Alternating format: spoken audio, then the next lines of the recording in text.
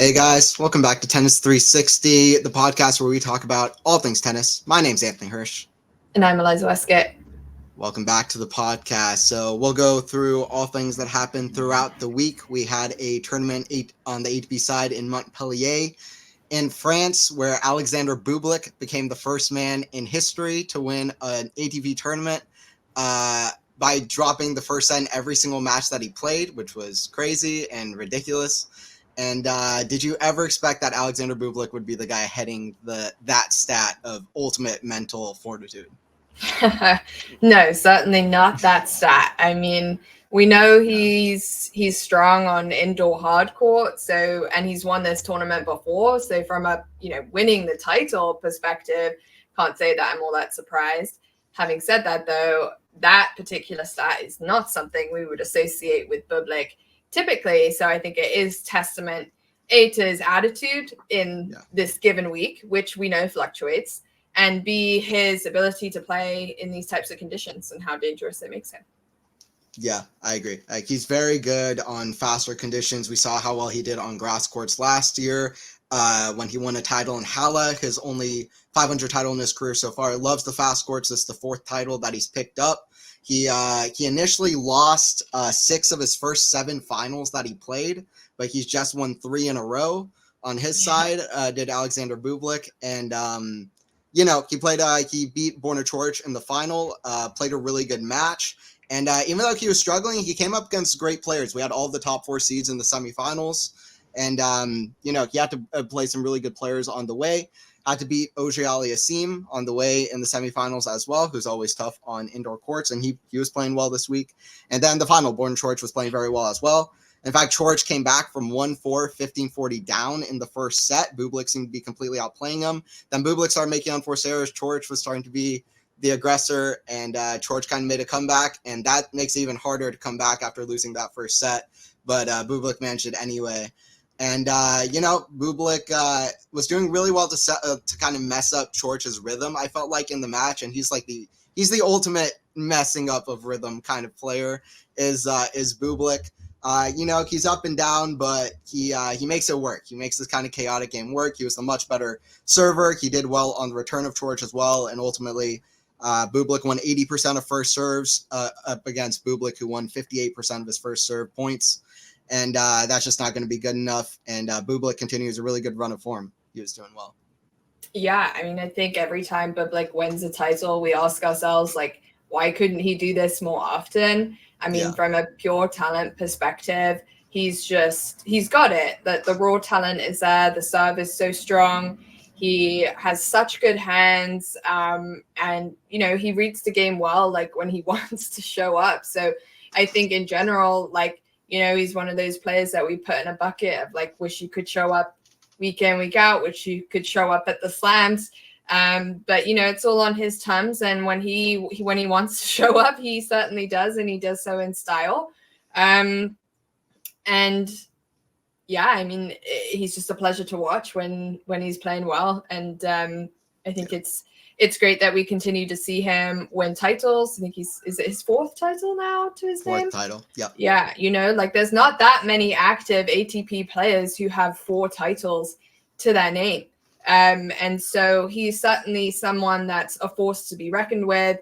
You never want to see him in your part of the draw because you don't know what type of energy he's going to turn up with. Yeah. And I do think that win over Auger-Aliassime was a big one. I think I am not mistaken in saying that Felix had won something like 50 hard court matches in a row after winning the first set. So, he is someone to contend with on indoor hard court conditions. And so for Bublik to overcome that is, again, a testament to his playing style and ability, and apparently his mental fortitude this week. So, he's an entertainer that I think we can all appreciate. And, we love it when he wants to turn up. That's about it. Yeah, it is entertainment because I like a wrench in the gears player like a Bublik or like one of these guys to show up because, tennis happens week in, week out, and it keeps things interesting. It keeps things fresh. I like these kind of players, like a Gael Monfils, like a Kyrgios, like a Fognini, like these players that kind of mix things up. And are great talents as well. And he's a great talent. And when he's able to really fulfill that potential, I think it's really, really cool. But yeah, I mean, it was a great tournament from him on these kind of faster conditions. And that stat from Auger-Aliassime is ridiculous, but just shows how streaky he is. Bublik streaky, and when he's in a form like this, it's really tough to beat him, I think. And then so that was kind of Montpellier on the men's side, and then also we had a tournament on WTA side at the Thailand Open, where Diana Schneider beat Linz Open in 3 sets. 19-year-old Diana Schneider, right out of college. Her second final, she got to the final of the Ningbo Open last year, lost to Jabeur in straight sets in the final there. And, you know, she was playing some really good tennis. She took out the first seed, Magdalene Net, in the first round. Linz Open had not dropped a set to the final, but Diana Schneider is able to get the win in 3 sets. And then Linz tournament in Austria. Well, did you have any comment on the tournament in Thailand, or what are you thinking about Ostapenko as well winning in Linz? Yeah, I mean, like a great 250 tournament for Diana Schneider, her first WTA Tour title. I mean, I think she showed some solid performances in Australia as well, and is kind of digging her way in to, you know, the WTA Tour and getting used to life and competition at this level. And I think it's great that she can, you know, get off to a positive start and get a title under her belt. Hopefully that does her wonders in terms of confidence, and we'll continue to see her flourish. I think she's a really fantastic young talent, a really nice young woman. And a great win for her. I think the other kind of disappointing thing that came out of Thailand was Badosa had to pull out of her match against Schneider. She did seem to aggravate that back injury again. I mean, she spent most of 2023 nursing the back injury. It's a concerning one. It was a stress fracture. And she then tweeted later that it doesn't sound like she's re-aggravated the stress fracture, but anybody who's had back problems knows that if you're feeling it on a court and you just, you know, you can't finish a match, that it's no surprise she's now pulled out of Abu Dhabi and is taking some more time off. Hopefully she can have a, you know, partially healthy season this year, and we can see her competing at a top level again. I mean, she's a former world number 2. She won Indian Wells 2 years ago. So it's just a shame to kind of continue to see her struggle on the injury front. But, you know, hopefully positive signs in the sense that the injury doesn't seem to be worse than it was when she got there, in the sense of re-aggravating. So fingers crossed she will be back. And then, as you mentioned, Ostapenko. So our 2 Mavericks on the tour, and Bublik and Ostapenko winning titles this week. Love them or hate them. Their performances when they're on are brilliant. Ostapenko just, you know, has a style of tennis that I think it's hard not to love. Like, if she's on, it's wildly entertaining. It's outrageous in moments, and it's brilliant. And she has won 2 singles titles already this year, has a doubles title under her belt, and also got to a Grand Slam doubles final. So she's having a great start to 2024. She's up to world number 11, thoroughly knocking on the door of the top 10. And, you know, I think she's reinserting herself in the conversation of top women's players. And if she can continue this type of form through, you know, kind of the next Masters 1000 tournaments, then certainly I think we'll see her inside the top 10. And we might associate her with being a great hardcourt player, but lest we forget, she is a Grand Slam champion at the French Open. So she definitely still has the skills on clay. And I don't know. I mean, I guess my question would be, like, is she a name that we would seriously consider as a Grand Slam title contender this year? Can she be a Masters 1000 winner this year? You know, what's the trajectory of her season look like since she started in such a strong way? Yeah, well, I think certainly Masters champion seems certainly very possible, especially with this kind of momentum and run of form that she's on at the moment. It's also very confident tennis that she plays, and it's that confidence that you really kind of, I think, is very likable, and you want to latch onto when she's playing. And you know, her best win percentage actually comes at Wimbledon. You mentioned clay and hard courts. Her best win percentage actually at Wimbledon.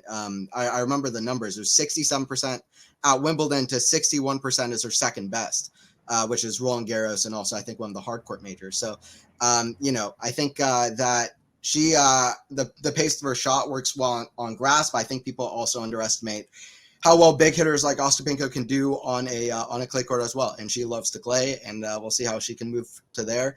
But yeah, I mean, she's only lost to Azarenka in singles this year. And she's been fantastic. Just such a consistent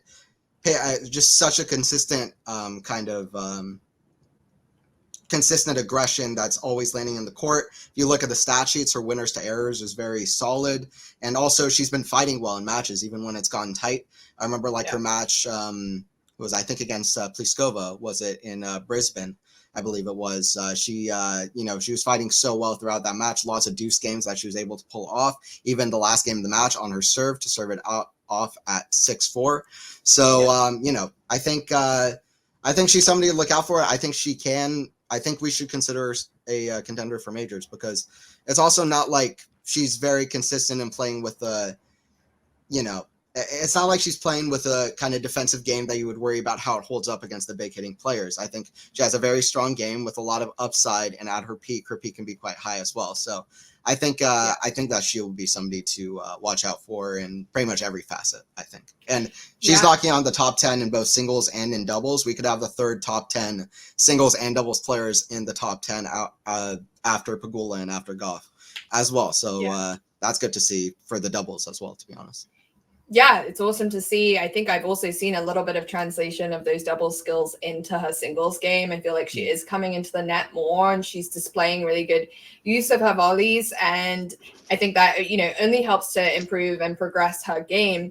And, in terms of the women who are one-time Grand Slam champions, that are currently active on the tour, I do think Ostapenko can sometimes be a name that gets a little bit forgotten or swept under the rug, because she did win it at such a young age. And the names like Raducanu or Rybakina get more attention, or even Krejcikova has wanted to insert herself in the mix more, as a Grand Slam champion.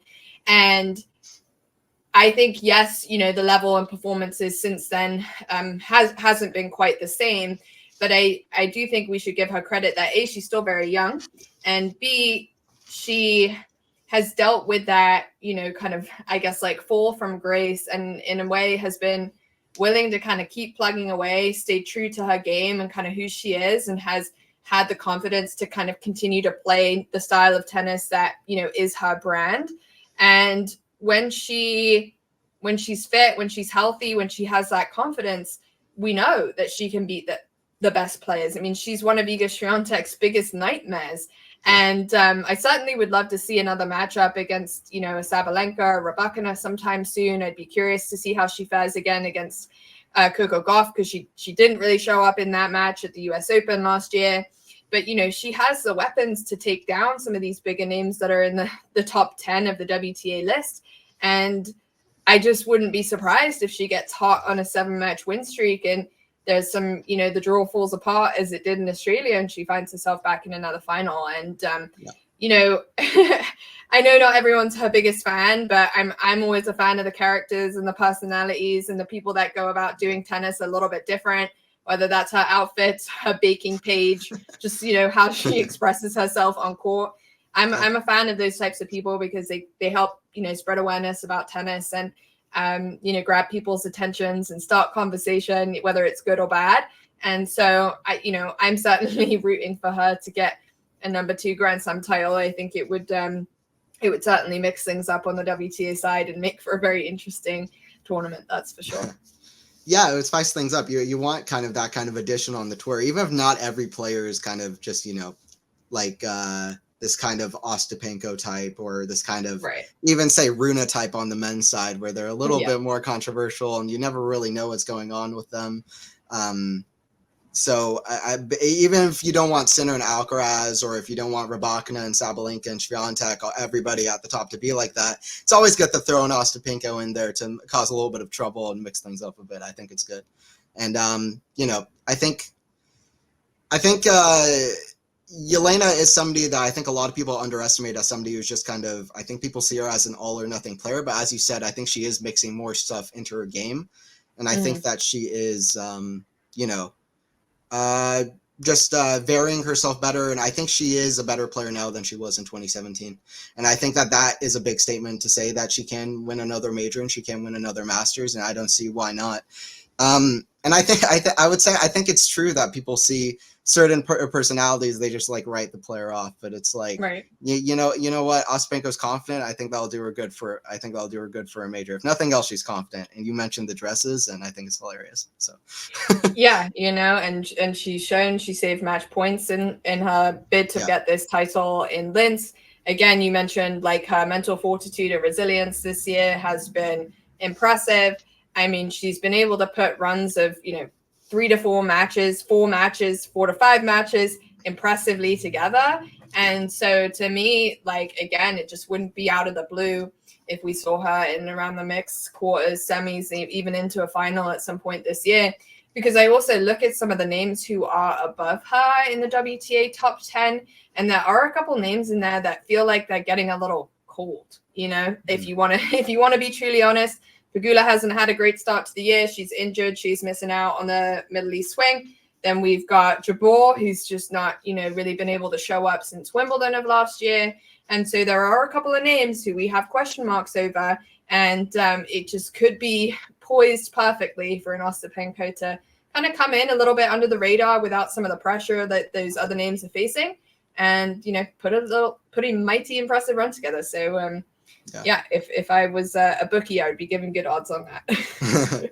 Yeah, I agree. I mean, also Vondrousova is somebody who's just not really been finding the form recently. Zhang just climbed into the top 10, but we're not sure if she can right now maintain that. We'll see. So I think there's plenty of opportunity for Elaine to step in. To be honest, I think if she's playing at the level she's at, I don't know if I can name 5 players period that she can't beat. So I think that if she maintains this level, she should be able to climb up. And that level, after she saved a match point versus Towson, she would only lose 13 games in her next 3 matches. Beat Alexandrova in the final. Alexandrova needed a good run, so it was good to see her in the final. Got through a 3rd set tiebreaker against Vekic in the semis, which was very close and tight. That was a good win for her. Vekic also really likes the fast conditions, doing well on the indoors.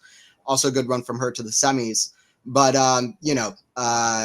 she was very aggressive, but very consistent as well. She was doing great on serve, 74% of first serve points won, and she got 7 breakpoint chances, converted on 3. Alexandrova just got 1, converted none. And Ostapenko's serving great, and she has all the confidence in the world, and that's just really good to see for Ostapenko in general. All right, and now for the weekly power rankings. So these are very different from the ones that we had for the Australian Open power rankings that we were doing throughout that event. I think the rankings got really crazy. Now we have the kind of regular customers back in the mix. We've got Sinner in there. We have Medvedev. We have Djokovic, Zverev. I got Hurkacz a little bit above, but you got Alcaraz, but pretty similar in general. Fritz. Then I got Alcaraz and Rublev. And then I decided to give a nod to Bublik because he had a fantastic tournament in Montpellier. I think he's running on some great form momentum, and I think he's defending some points from Wimbledon and from Halle as well. He's also defending points from a title in Antwerp towards the end of last year, where he beat Arthur Fils in the final. So those are a few points: 200, 250, a 500, and also 4th round of Wimbledon.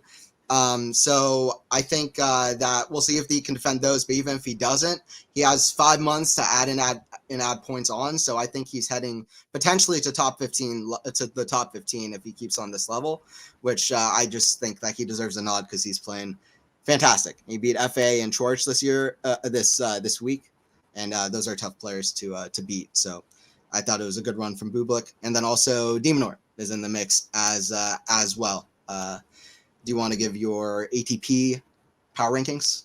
Yeah, I mean, look, my top 8 didn't change from last week. We didn't see most of these guys in action, so we're anticipating performances from some of them this week, and then the rest next week. So kind of hard to have any movement there. But I also gave a nod to Bublik. I slotted him in my number 10 spot in favor of Tsitsipas, who I had last week in the number 9 spot. Khachanov, I moved up 1. I was impressed by his performances at the Australian Open. He is playing this week, so I'm just giving him a little bit of love as he's showing up and competing. But yeah, I mean, look, very, very similar thoughts. Bublik deserves to be a mention here. I guess my only cause for concern is we don't seem to see Bublik have great kind of back-to-back weeks. So when he wins a title, then maybe some of the down periods can come afterwards, or a little bit of a lackluster kind of attitude or struggling with motivation. I'm not sure what it is, but I'm not sure I would bet on him having a great week next week if he does decide to compete. But you never know. Again, those indoor tournaments he might fancy it, and you never know. Yeah, I was going to say it's kind of a nightmare for the power rankings. We should create an honorable mentions Bublik if he decides to show up this week section. Exactly. Yeah, it's you never know what you're getting from him, but I do think those indoor conditions are something that he likes to play in, and he might fancy having another run at one of these upcoming tournaments. So again, you just never know. Yeah, for sure. And then WTA, Sabalenka, Goff, stay. Ostapenko climbed up to 3. I'll be honest, I was tempted to put her at number 2. Wasn't going to put her in front of Sabalenka, but I'm just so high on Ostapenko. She's only lost 2 matches, both to Azarenka. But Goff also won in Auckland at the U.S. Open, also Australian Open semis, even put up a good performance there. So I have to give it to the top 2. But Ostapenko is in such good form, and she's such a good player when she's on. And then I have also Swiatek back in the mix, Rybakina, Zhang. I'm really high on Krejcikova at the moment. I'm also kind of judging. Suppose I probably shouldn't for power rankings, but I just feel like we might see a good run from her over the next few weeks at one of these Masters, especially because she won in Dubai last year. So I just think we might see that.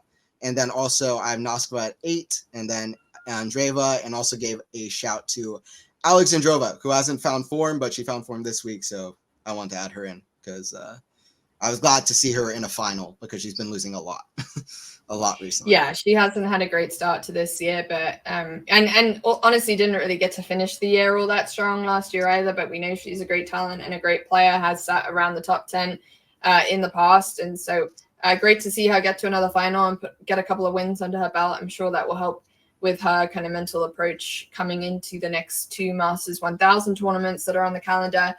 Interesting that we both have given a nod to Andreeva. I think that she is playing this week as well. Got a win yesterday. She, is now made the 4th round of 2 majors, one at Wimbledon, one at the Australian Open this year. She's just continued to show that she, it's not beginner's luck. She's meant to be here. She is really putting the work in, and the results are showing on the court, and she's playing a good game of tennis, a good style of tennis. She's only 16 years old. So I think a lot of really positive, exciting things to come from her. Linda Noskova, we've still got in our top 10. She came through qualifying in Abu Dhabi, unfortunately lost today to Sorribes Tormo in 3 sets. Sorribes Tormo can, again, be one of those players that's just like annoying and tricky to play sometimes, especially if you're kind of in difficult, windy conditions. Wouldn't be someone I would fancy playing in that type of situation. Krejcikova, I would agree with you. I think she also is a name that could be dangerous around this time of year. I think she does well with tricky conditions. We saw her do well in San Diego last year when there was a lot of wind. There was a lot of wind in Dubai last year when she won that tournament. Yeah. So I think she comes in, with great hands, great feel, and that sets her apart from some of the other names who maybe don't like playing under that type of difficult conditions. And then over Alexandrova, I gave a nod to Danielle Collins. I thought she played superbly today against Naomi Osaka. She also put up such a big fight against Swiatek at the Australian Open. And then I forget who she played after that, but she gave them a run for their money too. And so I think that she, she's mentioned that this is her last year on tour. She said that she just needed to set an end date for herself and know that, kind of this was the last squeeze that she was going to give.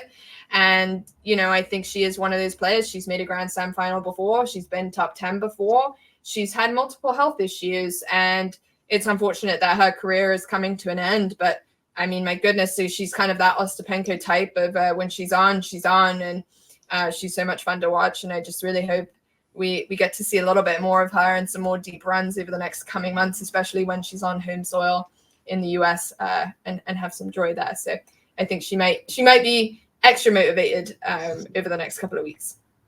Yeah, that's fair.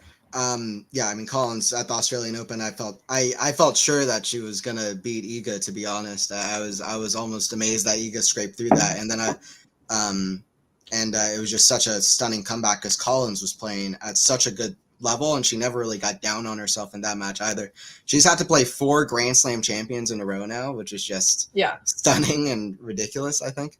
And yes, I correct myself. She didn't beat Swiatek. Who did she beat at the Australian Open?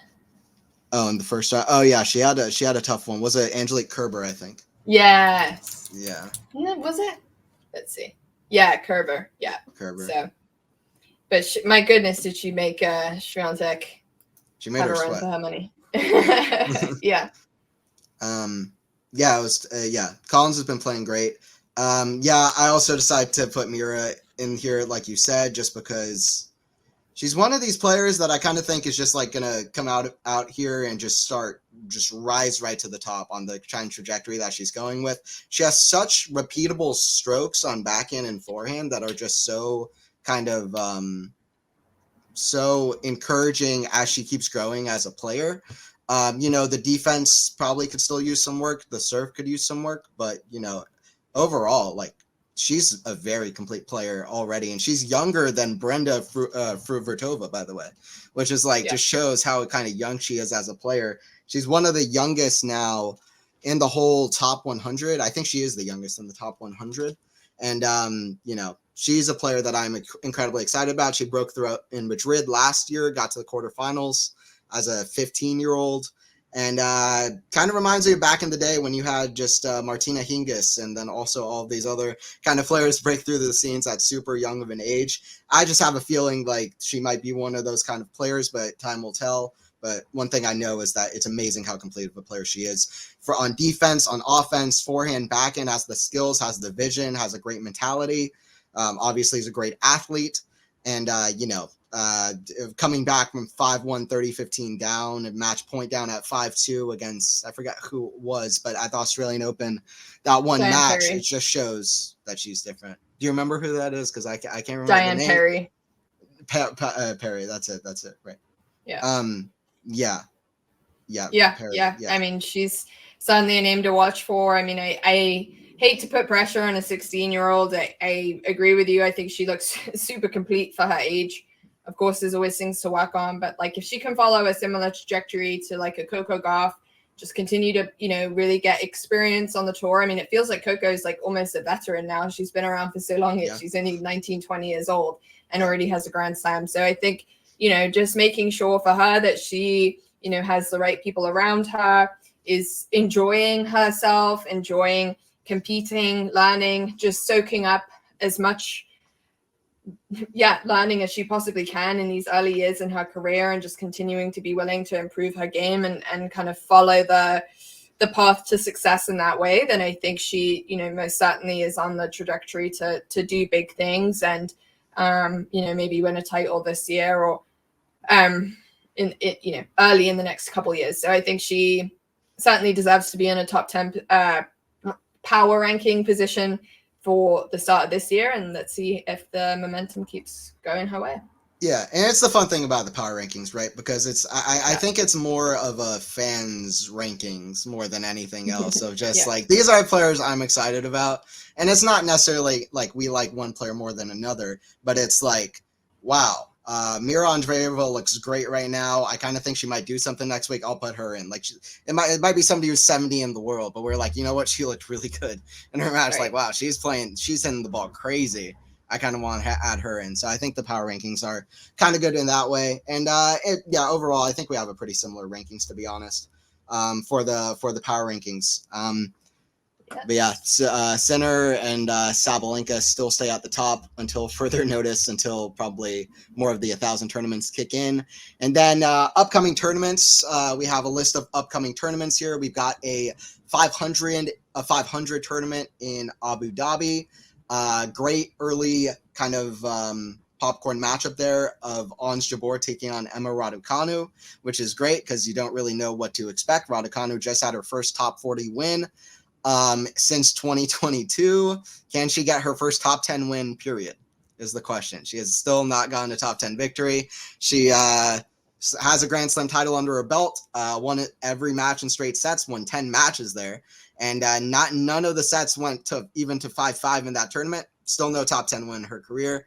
And she's beaten some great players, though. I mean, she's beaten Serena Williams at the kind of twilight of her career. She's beaten Maria Sakkari is another one, but Beatrice Haddad-Maia was right outside the top 10. She's been a lot of Did really she beat great players. Sabalenka at the US Open? No, that was Leylah Fernandez in the semis. So did she beat Sakkari in this? She did beat Sakkari. Yes. Okay, she beat Sakkari. Yes, in the semis. And where is Sakkari right now? What is she doing? Where is Sakkari? Where is Sakkari? Yeah, I don't know. I don't know what's up with her. She lost in the Australian Open like 6-4, 6-4 to young Russian player Vinyason. And then I don't know what happened to her. I don't think she played a tournament this week. So we'll see what happens in the 1000s, but it's been really disappointing from Sakkari, to be honest. Yeah. And in the Abu Dhabi tournament, Osaka went out 7-5, 6-0. Really, probably her worst performance since she's come back, but she's only coming back. I'm not that worried for Osaka, or at least not compared. Like, I still have the same excitement levels about her coming back as I did at the start. Of course, this performance probably shows that maybe she needs more time before she's a big kind of Grand Slam contender or something like this, but I thought it would take her a little bit of time anyway. I still think she can get to that point, to be honest, but my excitement levels stay the same. I was wondering if you feel the same way or if you're a little bit more worried. No, I'm not worried. I mean, I think she just had a baby 6 months ago, and not everybody has the trajectory of a Svitolina coming back. And obviously she also didn't just have the baby. She was kind of faltering before that too, with everything going on with her kind of mental health and just kind of needing an overall break from tennis. So it really has been quite some time since we've seen her, consistently compete on the tennis court. And I think nothing beats that match practice experience. She just, she didn't look like she was kind of fully there today. Yeah, I would agree. Not a strong performance from her. But then again, coming up against a Danielle Collins, it's a tricky player to come up against if you don't have a lot of matches under your belt. Somebody that's just going to pound you from the baseline, from the word go after every single shot. And, that's usually Osaka's game. And so Collins brought it to her. So credit to Collins. I think she totally, deserved to win that match. And I think with Osaka, I'm not sure kind of what to expect from her this year, but I mean, she certainly showed glimpses of a high level performance when competing in Australia. She's so talented and she hits the ball so cleanly and her serve is so good. For me, it's like, again, kind of one of those players, like if she wants to, she will. It's just a matter of time. So let's see how this year kind of develops and progresses, see if she, competes well in some of the kind of home tournaments. I know she's a Japanese player, but obviously grew up in the States. So let's see how she does in Miami. She's basically a Florida native. So we'll keep a keen eye on her. But no, I don't feel negative about Osaka's return. I think it's still so early days. Yeah, that's fair. I'd agree with everything. I hope that Osaka does well. Noskova lost, like you said, early to Sorribes Tormo.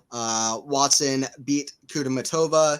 Kudermetova not really having a good time of it since she got the title in Tokyo, beating both Pegula and Swiatek en route. Been losing to a lot of kind of weirder players that she should not be losing to. Yeah. I just kind of hope she finds it. Heather Watson's the name. I haven't heard in a while, period. I don't know what happened to her.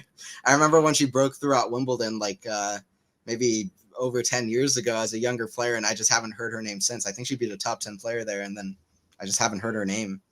Yeah, she's not been in and around the mix, a lot of the British women haven't, other than Raducanu, who came out of nowhere to win a slam. The British women hadn't been in and amongst it for quite some time. I think Watson has been a name that dealt with injuries and got like serious kind of case of the yips and just total confidence collapse. I think she also had some kind of health issues in general.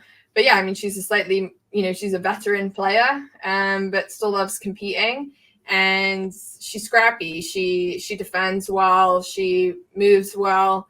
And I'm not sure how much of it, is a Watson on a hot streak versus Kudermetova just not having a great time. Yeah. We'll see. But I think I think Kudermetova probably either didn't have enough off time in the off season and didn't get rest towards the end of the year, or she feeling something, because these are not performances that we're used to seeing from her. You know, she was also another name knocking on the top 10 last year, and question marks over kind of what's going on with her performance wise. Yeah, it's one of these players like Kudermetova is kind of having a bad time of it.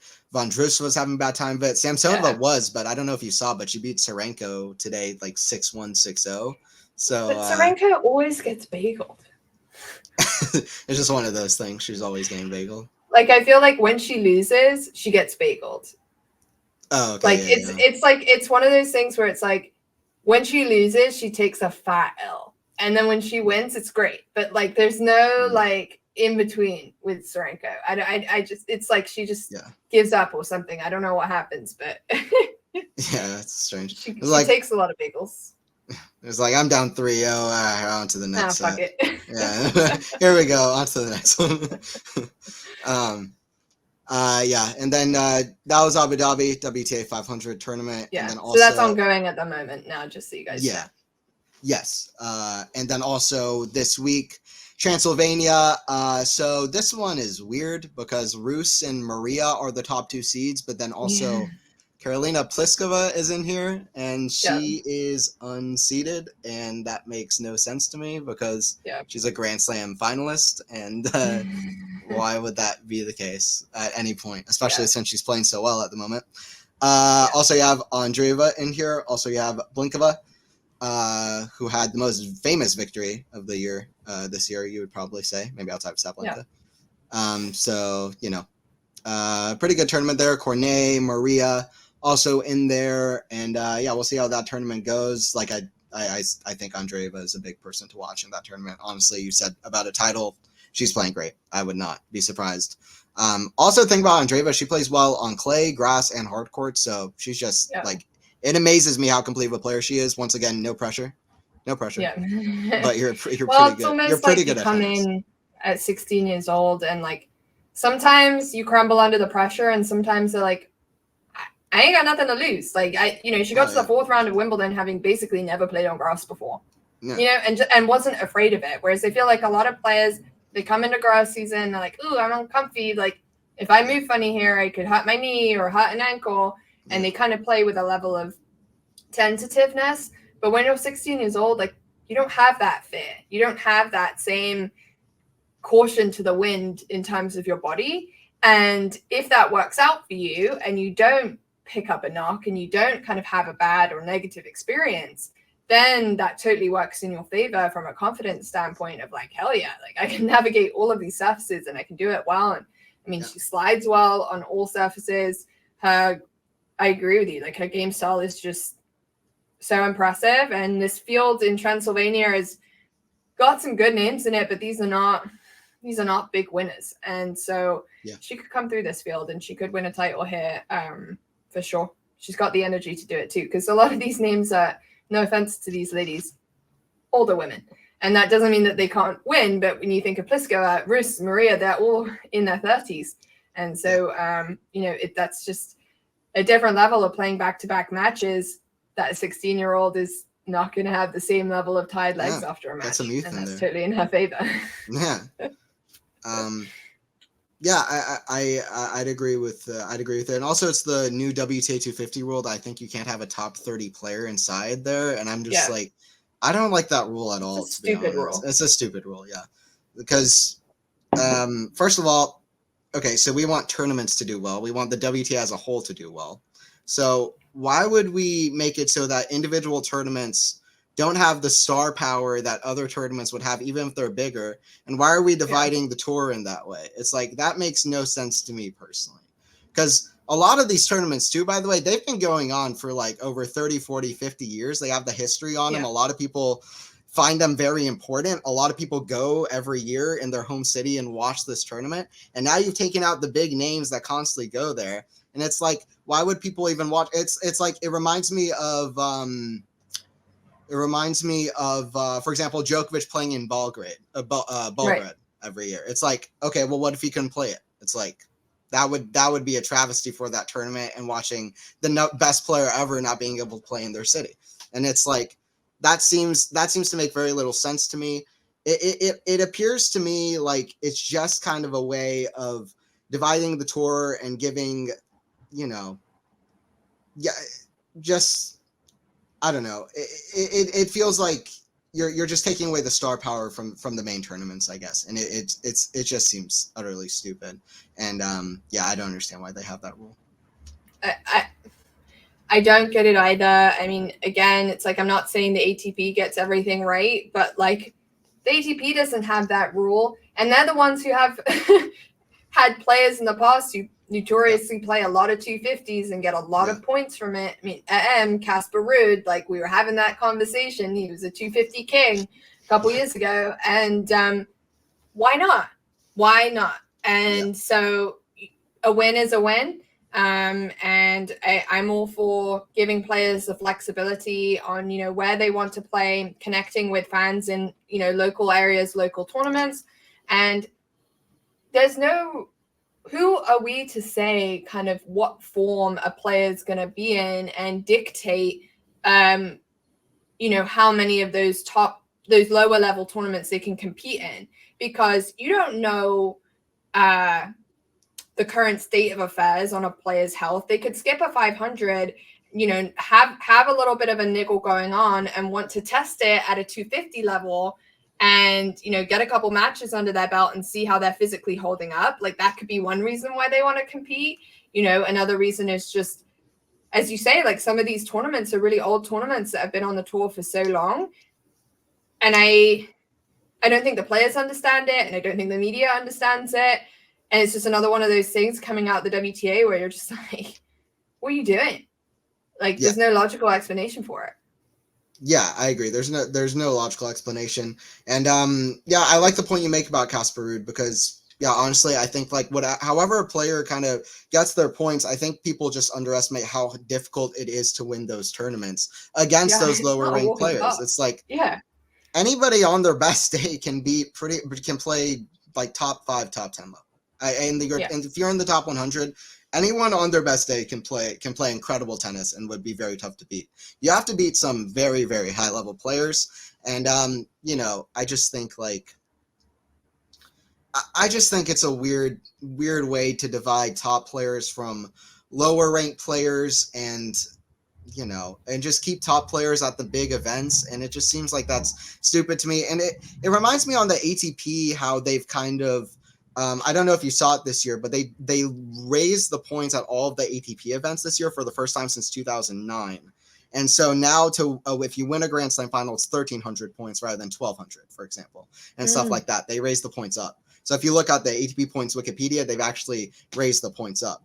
And but here's the thing. I don't actually have that much issue with that. Here's my issue. They lowered the points at every single form of a challenger event. They lowered all of the points there for all of the challengers across the board. And it's at least outside of the winners' points. And that just seems, and it's such a big disparity now. And it just feels like they're trying to divide the tour into two. It's like to make it harder for people to climb up. Because even like, it makes it so that it's much easier to stay at the top, and it makes it so it's much harder to climb up and to get those chances against players. So, I mean, it's complex. There's pros and cons, but it just seems strange to me. I'm a fan of all these tournaments, of all these smaller tournaments. It makes no sense to me to kind of not pay attention to them or act like they're unimportant. And, you go to your hometown city, or like, we have a tournament here that's professional. You want to go out and see your favorite players. And suddenly it's, no offense to any of these players, but it's a lot of players that maybe people haven't even heard of if you don't follow tennis that closely. Right. And even if you follow tennis closely, I don't know if that it's players that you would have heard of that often anyway. Like I don't know if the casual fan watches the top seed here, Rus, all that much. Like, you know what I mean? It's like, why are we doing this to tournaments? It just feels like it's completely going against tennis in every single way. One good thing about tennis is that there's events every single week. You never have to get bored. You can turn it on, watch it whenever you want. There's something exciting going on. Different players have their different stories. And also, it makes it ultra exciting if a player like Rus or Maria are able to win the event. And guess what? There are top 30 players in that tournament. So I don't understand it. Mira Andreeva really is kind of like a top 30 player at the moment, but the point still stands anyway. Yeah, I mean, I agree with you. I mean, I think tennis, like, it needs to be a sport where, yeah, you can move up and down the rankings and that there's opportunities to grow. And I think we've long understood that if you're outside the top 100, 200, getting in and around the mix, being able to financially support yourself, it's just getting harder and harder. And we know, like, the ATP has some initiatives, like the minimum base pay that they're starting to introduce, which maybe will help. But when you look at the numbers, it's like $70K a year. And I'm not saying like $70K is pitiful, but when you think about how much money they spend traveling, and if you're outside the top 100 or top 150, they're not paying for your flights. They're not paying for your hotel. Like, they're not helping you in any way. And if you don't come from a country where you have a big federation, or that you have a big federation, but you've got 25 players above you, they're not giving you any money. They don't care about you. Sponsors don't care about you. They've got 25 other Americans that they want to, help out. And so I just think at the end of the day, tennis does have this elitist reputation and certainly favors those who have the financial ability to compete. And when you continue to make that disparity wider, you continue to feed into this narrative that tennis is an elitist, high-end sport. And when we want to think about the vision of tennis long-term and continuing to grow the game, we want it to be accessible to as many people as possible, to grow the talent pool, and B, to keep the game alive and interesting. And I would just love to know from these executives, like, what the thinking is. My only hunch, little piece or caveat that I wonder about with these types of changes is, like, are you trying to get to a point where you can separate the cream of the crop and have some sort of like elite league that is backed by Saudi, somebody else coming in, and you're having like a set list of names that are coming in and out of competing some of these tournaments? A voice in the back of my head says that something like that might be behind trying to create some separation between your top and lower level players, whereby you would have two different types of tours. And maybe those top players become merged under, something else. So that would be my worry. Yeah, well, it's like the Six Kings event that came out this week about, Alcaraz and Sinner and Djokovic, everybody playing. It just feels like it's done under more of a financial interest than anything else. And you're right. It seems like a lot of it is about helping American players more than anything. I mean, we have like 15 tournaments in the US on the men's side every year. I mean, I don't think there's a single big tournament in like Africa, for example, or like different huge continents in the world. And it just seems like that is like a ridiculous thing to me, that there are people who are tennis fans or don't even have the chance to be tennis fans in those cities. They don't even get the resources to be tennis fans, and they're forced to be ignored in the sake of American players. And it makes very little sense to me altogether. And I don't know. You might be right about separating tours. I mean, Taylor Fritz, who I actually like a lot. I like that he speaks his mind. I think he's a genuine guy, always talking about tennis. But he spoke about the fact that he thinks that there should be two different tours separated between the top 100 players and everybody else. And then after a year is done, you get a chance to move inside the top 100 if you performed well enough outside the top 100, and that you only are if you're inside top 100, you play at a certain set of events throughout the year, like 9 to 12 events. I personally would absolutely hate to see that happen. I do not want to see the two tours separated. I think that would be bad for the sport altogether. I think it's always fun to give different people chances. It's hard enough to climb up in the sport as it is.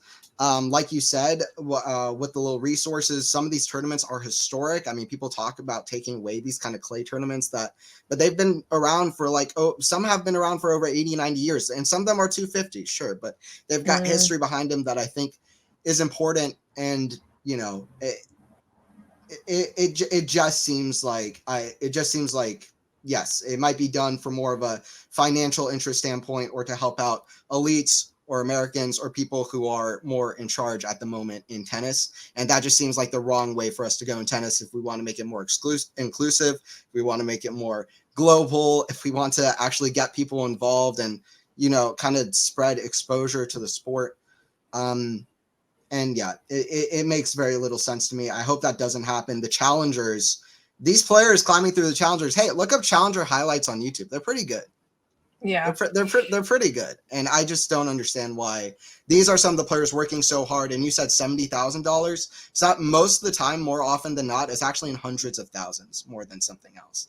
And that seems incredibly difficult for me, to see how they're going to try to get more and more young rising stars who might even be struggling with chances anyway, when they're being blocked by, ATP's rulings. And yeah, I do worry that maybe they're trying to separate into two tours. And that is really the first thing I thought about when I saw the disparity of challenger points going down and ATP points going up. Because we see that it's like at the top for the ATP, we see a lot of the same names staying around anyway. I do think it's harder for those lower ranked players to climb up anyway, and it's only making it harder and harder. Yeah, I mean, look, I think if I was to play devil's advocate, I do think there's room for innovation. I do think there's room to be creative and think about how we run tennis a little differently. I'm a fan of merging ATP and WTA, and in other sports, we do have leagues. We have pyramid systems, and pyramid systems can work to redistribute money in a fairer way to make sure that players are supported at all levels.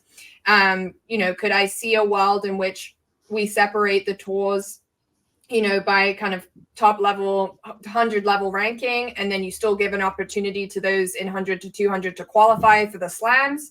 And maybe you would have like 2 qualification checkpoints at some point in the year to get up into a different tour.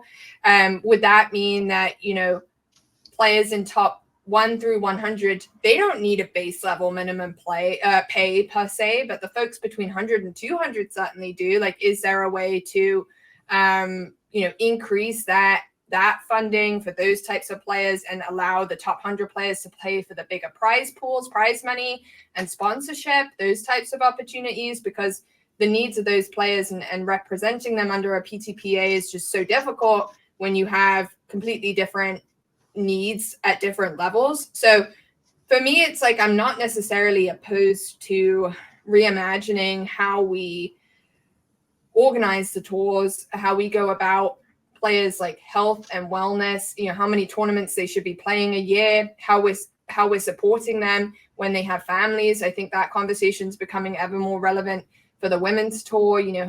These mothers, it's hard to travel with your kids at that, at that level and to that extent. And so what are we doing to evolve the game for a modern player and a modern audience and modern expectations?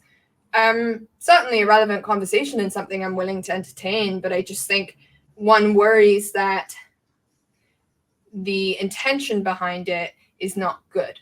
That the intention is coming from a money-making perspective, that it's coming from, governments wanting to buy their way in. And I'm not opposed to Saudi wanting to host tournaments, but when we want to think about where the tennis tour needs to go, it should go to the Middle East, but it should also go to more African countries. We should do better about the tournaments in India. We should have a tournament in the Philippines. We don't have, tournaments in a lot of parts of the world. And so I think it's more than just, do we accept Saudi or not?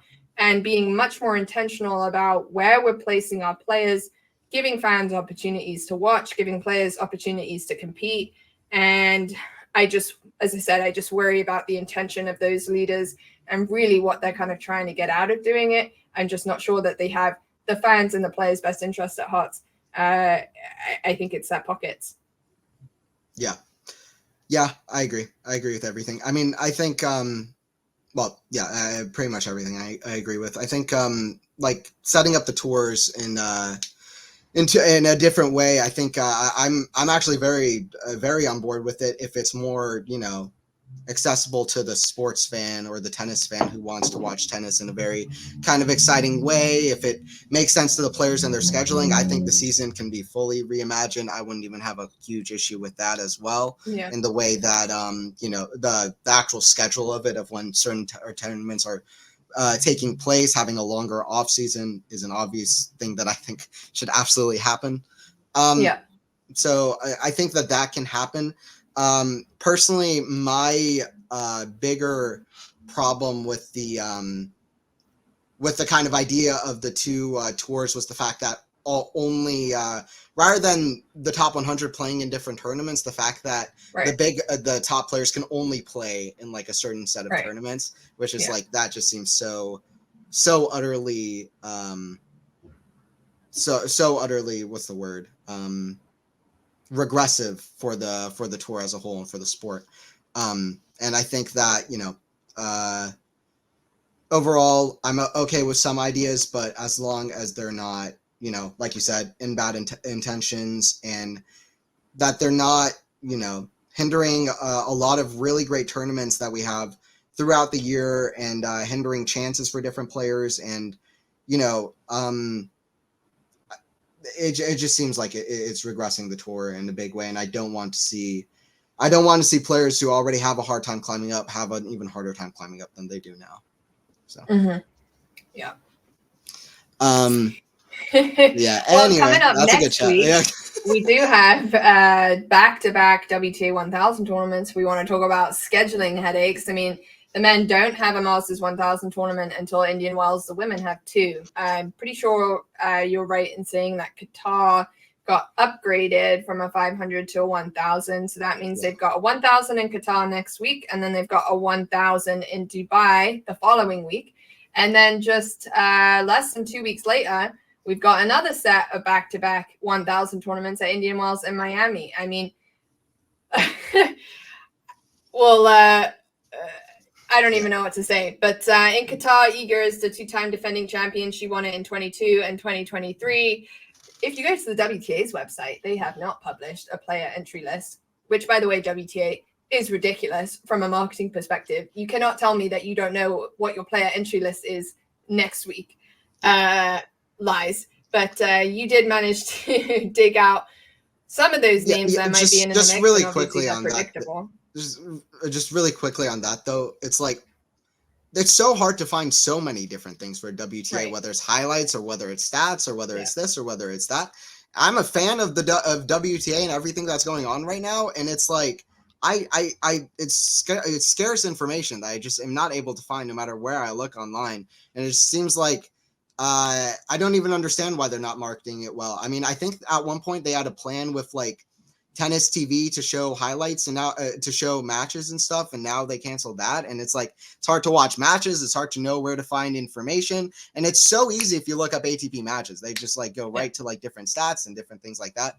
Makes very little sense to me altogether. Yeah, I mean, they pulled out of that deal with Tennis TV a couple of years ago. It was such a bad move, and I mean, there's just so much going on there from a marketing perspective that's so disappointing. I don't think that it's not, that the women's game isn't interesting. I think tennis fans are tennis fans, and they'll watch, a Naomi Osaka play Collins. Like, why not? But, that's so difficult to find. I'm a tennis nerd. I find it difficult to find WTA information, WTA matches. I mean, for the very least, your 1000 tournaments the week before, you don't post the entry list. I mean, bare what? Like, that's the bare freaking minimum, and you know who it is. It's your top 64 players. I mean, are you joking? Like, yeah, it's so bad. It's so lazy. It makes the women look like shit, and it's not their fault. And for God's sake, their marketing budget is less than what they pay their CEO, and that is never right, in my opinion, ever. I don't care. I'm not just talking about tennis. If your marketing budget is less than the salary of your man in charge, your company is running things in the wrong way. Okay, it's just that's not a growth mindset. That's not how you scale. That's not how you get success. And even if Steve Simon is now going to take on a chairman role position, we still don't know where the WTA finals are. We said in October of last year, this definitely cannot happen again. They still won't announce where it's going to be. We're going to have another crap year of WTA finals, and it's just unacceptable. And I understand again, like, why have we got 2 back-to-back Masters 1000 tournaments at this stage of the season? It's ridiculous. There's a reason why the men don't have that. I mean, I cannot get on board with the way that they're running things. And I just want to be like, clear them all out, because it all sucks. Yeah, it's just setting up the tour to fail, and it's in such a good place with the players, and yet they just can't really do anything to bring the sport up. And the marketing point is something that I so much agree with and have thought about before, is that, like, you're trying to, the thing is for the people and making it popular. It's like, why would you not do it in that way? It almost implies like they know they don't have fans there that are going to come and watch that tournament. I mean, I'm sorry to say it, but like, are you really telling me that Qatar and Dubai, you need Masters tournaments in both those locations? You think those stadiums are going to get packed? No. Yeah. And that's certainly not if you're not even going to publish who's playing there. Yeah, it's insane. I totally agree. It's just like, and then at the end of the tour, end of the year, you have like 2 or 3 months with absolutely 0 1000s, and it's like, it doesn't make much sense to me. No, not at all. Anywho, no. The usual names are suspected to be competing, but it's not official yet, so I guess we'll wait till next week's podcast. But hey ho, we do have ATP 250s going on this week, and they're actually pretty stacked rosters because there's not much other choice. So we've got the ATP 250 in Dallas. That's got a lot of big American names. So if you're in and around the Dallas area, seriously, you should go check that tournament out. We've got Tiafoe, Eubanks, Michael Moe, Jerome, Mickelson, Shelton, and Paul from the Americans. Then some other names that are in there include Manarino and Purcell, who's a fun watch. So some really kind of big hitters in the mix in the draw here, and I think that this will be a really fun tournament. I honestly was thinking in the car this morning, I was like, maybe I should try and get to Dallas this weekend, because I just have a feeling like it's a good energy and a good vibe. Yeah. So excited for that one. I met the Dallas tournament director in Atlanta. And I had a conversation with her, and she was just so nice. And I was like, oh, how was Yibing Wu, and how was like Isner and Fritz and whatever? And she told me about all the players and all the inside scoop. Oh, cool. And it was one of the best moments down there. So I was happy when I saw them move up to 500, because I love watching that tournament just on TV. And I'd love, if you got a chance to travel, I think that'd be awesome. Yeah, maybe a little last minute decision. We'll see how it goes. Then we've also got a 250 in Provence. Top seed there is going to be Hurkacz. We've got Humbert in the mix, Davidovich, Fokina, Hachanov. Murray lost this morning. And then an interesting round 2 between Sebi Korda and Dimitrov. If we want to talk about young American players doing well, Seb Korda is the first American man born in the 2000s or later to get to 100 ATP wins. That's super impressive. There's not actually that many American names who have even done that, period. So, I think, again, he's a name that's been a little bit plagued by injury at unfortunate periods of time, but we continue to bring him up in this podcast as like an exceptional talent. And yes, the Shelton, Paul, and Fritz and all them are ahead of him at the moment. But I wouldn't be surprised if, when it's all said and done at the end of their careers, if Korda is really the one that kind of, does some big damage on the ATP tour, because he has such a good game. Yeah, I fully agree. I've always said the same thing. I think he has the most upside. He just doesn't play enough, but I think a lot of it is physical and mental. He has the technical down. I mean, he has such repeatable strokes. It's very complete. He's a big server. He has a good rest of his game. He's got some good skills. He likes to come to net. He can play well on clay courts, which is an absolute rarity. And for American, I think American tennis fans should absolutely just be pushing him up and hyping him up like, Korda, get it done. Get to a Roland Garros quarterfinal, please. Come on. You know what I mean? Because we don't have that nowadays. And Fritz did better on clay last year, but we don't have that. Korda is very exciting. Korda Dimitrov is very good. Dimitrov lost to Borges at the Australian Open. I thought he was going to have a good run of it, at least face off against Medvedev and give himself a chance for it, but he kind of lost out of the blue. So, But, two players that are exciting when they're playing their best. They're very fun to watch, very clean, talented players, hit the ball very clean. That's a round 2 match. That's going to be good. And our final 250, that's in Argentina. That's on clay. Usual suspects there: Cerundolo, Echeverry, Baez. Again, kind of a home tournament there, so a lot of Argentinian players are in the mix. But a couple good 250s packing out this week.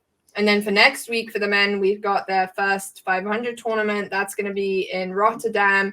Medvedev is the defending champion, but he has since pulled out, saying his foot in particular is still bothering him post all that time on court at the Australian Open. Not super surprised that he would take a little bit of extra time. I mean, there's no need for him to rush it. He'll still probably get a tournament in before Indian Wells, ? Understandable that he's taking the time. Otherwise, the big names, as suspected, will be competing. Some of you might not know, Auger-Aliassime has won this tournament twice, and so has Monfils. So we'll see if Felix could kind of, have another good indoor hard court run here in Rotterdam and, give a good go of it. But it's another one of those 500s that's stacked with the big names. So I think that'll be a pretty fun tournament coming up for us next week. Yeah, I think Yannick is in there as well. Sinner's still set to play. So that should be a good one. I love this part of the season. Rotterdam and Dubai, they're two of my favorite tournaments, at least 500s of the season. I love the indoor conditions and how fast they play can make for some great shot making. So always love to see it.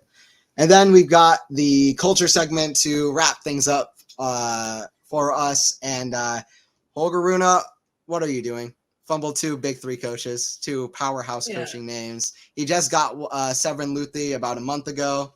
Luthi was out this week. He went out. He worked with Roger Federer. I'm pretty sure a lot of you know, but he worked with Federer for a long time. And then also Boris Becker. He was like, hey, it was a great journey being with you, but peace, I'm out. I'm gonna head out here. And, it's a tight spot for Rune now with this situation because I'll be honest, this Rune out of Sinner, Alcaraz, and Rune, the kind of the 3 young guys people are talking about the most. He's the guy who needs the most work. He's the guy who needs to work on his shot selection. He has a game that needs to kind of add big weapons to kind of match some of these other young guys coming up, like Sinner, like Alcaraz, even like some young guys below him. He's kind of lacking a big weapon, in my opinion, compared at least to the top 2 ahead of him. And it sucks to see for Holger, just in such a weird situation altogether. And, it just feels like there's weird things going on behind the scenes all the time with him, to be honest. Yeah, it does. And a bit of a trend emerging here because he kind of said hello and goodbye to Muratoglu twice last year. Before we all pile in on him, though, I think there are some logistical things going on. That it was already disappointing that Becker didn't make it to Australia. If you can't make it to the slams as your coach, that's concerning. And it sounded like from a kind of commitment and travel schedule, it was similar with, how do I pronounce his name? Lutheran? Luthi? Severin Luthi. Yeah. Severin, that he also couldn't quite commit to a full schedule, full calendar, like didn't want to totally be 2 feet in. And I can understand why a young player like Rune is like, no, like you need to be all in on me. Like you need to be fully committed to me and traveling with me and being at these big tournaments. That's why you're my coach. So for me, the question marks are around like, what decisions were you making when you employed these people? Because you must have known, they must have communicated in some way that they couldn't be there for all tournaments at all moments. Plus, it sounded like when they had Becker join the team last year, it sounded like it was going to be a short-term commitment anyway that then got extended because it was going well. But I didn't necessarily expect that to be something that he even came into this year with. So I don't want to pile in on him and be like, oh, he's a crybaby and he fires everyone because he's not playing well. I don't think that that's the case.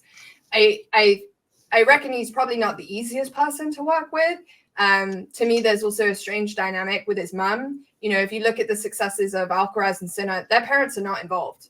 You look at Coco Gauff, her dad stepped back, and Andy Roddick, tweeted about that and said how amazing her dad was at letting other people steady the ship and steer the ship, and that can be uncomfortable as a parent. But they're just, like even when you watch the Netflix documentary, his mom is involved at a level that I think would bother coaches, and perhaps is getting in his way without him really realizing it. You just don't want to have that many cooks in the kitchen. And I just feel like he needs someone that, is young, is energetic, is committed to him, that's excited about him, and that's going to be, ever present with him on the tour. And he's not found that in these two older guys. And it's an unfortunate time in the season to be looking for a new coach as well. So a lot of question marks about, what he's going to do and what his performances are going to look like. By the way, he had a walkover against Coric in this week. Where was it? In Antwerp. And Montpellier.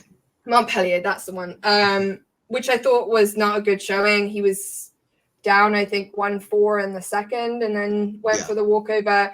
Again, like, to me, those are moments like, unless you have torn a muscle, broken a bone, you're literally immobile, just finish the last 2 freaking games, for God's sake. Like, and then he'll post something that with a tweet that's like #health first.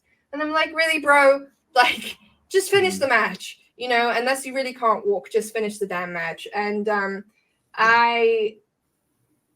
I don't know what's next for him, but this does not bode well to having a good first half of the year. And I'm disappointed to kind of see the situation that he's in, because he is so talented.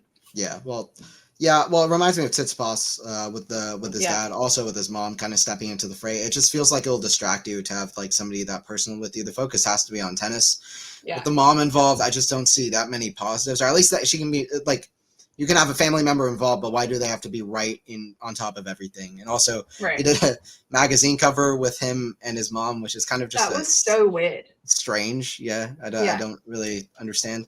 I don't understand half the things that Rune does, so it's like, why does she even want to be in his limelight? Like, that's my question mark for her as well. It's like, let your kid shine. You don't need to be on the cover of the magazine with him. You're not the tennis player. Like, I understand her being involved in the Netflix doc. Like, that's, she travels with him, she's around, but it's just, it's a weird dynamic. And there's a reason why we don't see that from the top level players. It's strange. It just seems like Rune needs to figure out the focus. I'm glad you mentioned the injury, because I don't know if it was that bad of an injury, but he needs to figure out the physicality aspect of it. And it's like, I don't know why. It seems like such a bad time in his career, such a bad time in the season to fire 2 coaches. And I think he still has like 1 coach left that is still working with him, that's been working with him for years. But I just feel like he does need to change something up, but he needs to figure out a way to make it have some longevity to it, because Sinner and Alcaraz, Sinner's got Darren Cahill, who's worked with so many Grand Slam champions and done so well. And Cahill has believed in him since the beginning for like 4 or 5 years. Then you have Juan Carlos Ferrero, who's literally worked with Alcaraz since he was like 12 or 13, since he was literally a young teenager, maybe even before he was a teenager. And Juan Carlos Ferrero said, this kid is going to win slams. I'm going to make him win slams. I've won slams. I'm going to make him win slams. And, they have such strong relationships with their players. To be honest, you saw it in a match like the US Open match that they played a couple of years ago, where they were really kind of cheering their players on. I felt like, in their own ways, they helped their player through a 5-set match like that in every possible way, physically, mentally, just having that kind of positive emotion. It doesn't feel like Rune has any kind of consistent basis in his camp outside of his mom, or has any kind of positive emotion going towards him, or any kind of way of guiding him physically or mentally. And those are ways that really hinder Rune at the moment. So I don't know what's going on with him. He needs to figure it out if he wants to be the next guy up like Sinner and Alcaraz. And it's tricky at a young age. Similar conversation came up with Raducanu. She went through a load of coaches. It was her longtime kind of childhood coach that is in her box now again, who she's kind of come back around to. But after she won that US Open, it felt like everybody kind of had their hand in the mix. Everybody wanted a go, and she couldn't make a decision. And maybe she was ill-advised in that way and could have just stayed with the coach that she had and won the US Open with, and knew her well. That can be when you get injuries, when you're training with new coaches, that implementing new training styles. Your body is young. You're just adjusting to a different way of learning and competing and doing things that are new to you. And that's often when you get injuries. It's hard to do that in the middle of the season. It's hard to switch up your approach to the game and work with somebody new. And so I think there is a little bit of an argument to be said about players who are at a younger age just going for stability in their coaching setup and prioritizing that. But clearly he's not been able to do that. So let's see if he runs back to Patrick. I would not be surprised. Yeah, and I don't want to make like too many comments on what's going on behind the scenes because I'm not there behind the scenes in his camp, really specifically in his camp. But something I would say about like the big three in general is that they something I would say about the big three in general and players that have kind of come to the top is that they, Federer, Murray, Nadal, and Djokovic all had the same girlfriend for many, many years, or now have married and engaged with a person for many, many years. They have for many years, maybe 5-6 years at a time, at least had the same coach. Even if, Federer experimented with Edberg, Djokovic got Becker, and then he got Ivanisevic, all of them stayed for like at least 3-4 years. They always had stability in their camp. That helped them because listen, how are you gonna work in such a fine margin, chaotic sport like tennis, day in, week out, year in, year out? If there's stuff going on the personal side, everything's switching all the time, you have no idea really who you're working with. You have no idea what's the trajectory of your career, what's the direction you're going with. You can never have every single part of your game perfect. People who know what part of the game needs to work with, somebody who knows, because if they look at Rune, they're like, oh wow, your serve is amazing. But somebody who studied it deeper and looked at it deeper is like, oh well, that's the shot that actually needs work compared to these other shots. So it's like you want that stability in your camp and to be for everything be able to work right on court as opposed to personal as well. And he just has so many things going on from physical to mental that it just feels like the personal stuff is related, and it's a bit worrying, to be honest. Oh, I'm sure, yeah. And, in an individual sport, it bleeds onto the court. And, totally agree with everything you said. And then if we flip the coin on it, there's also moments where we need change. You've worked with somebody for so long. You have the same voice in the back of your head, and you're not making progress. We made that argument with Sakari that maybe she needs a coaching change, because she's been working with the same coach for more than 5 years and is continually seeing bad results at Grand Slams. And that's why I'm kind of interested in why Jessica Pegula has parted ways with her kind of long-term coach. She does have a neck injury, so she's missing some of this Middle East swing, but she announced yesterday that she's parting ways with her coach. And, maybe that is a reaction to some of the kind of rhetoric around Pegula of like, you can't make it deep in the slams.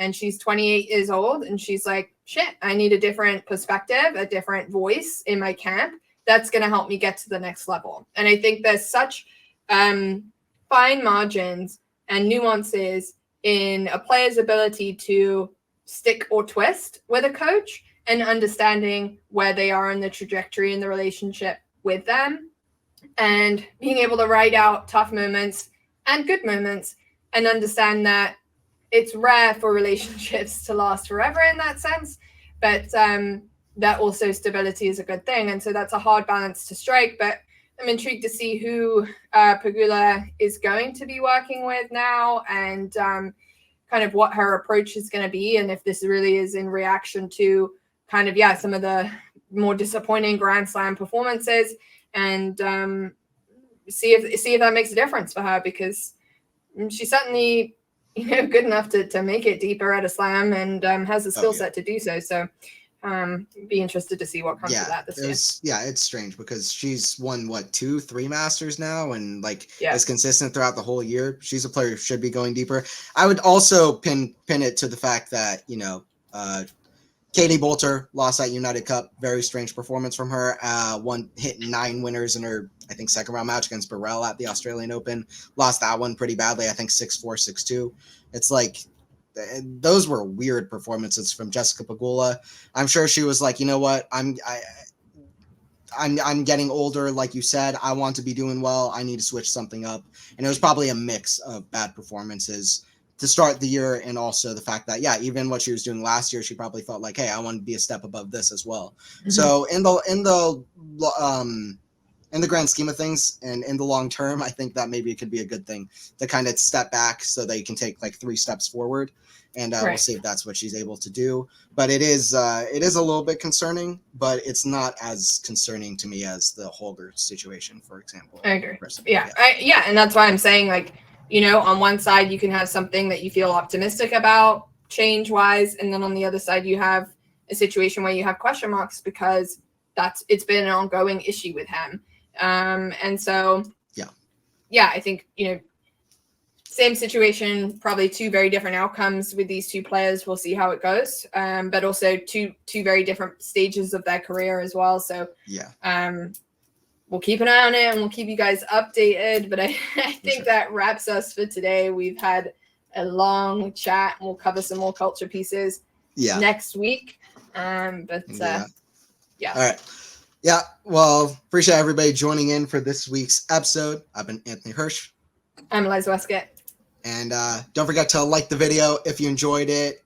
Don't forget to follow us on all of the podcasting platforms as well. If you're watching on YouTube, don't forget to subscribe to YouTube as well. And don't forget to do all of that stuff, share around the podcast. I'll see you guys at the next podcast to talk more tennis.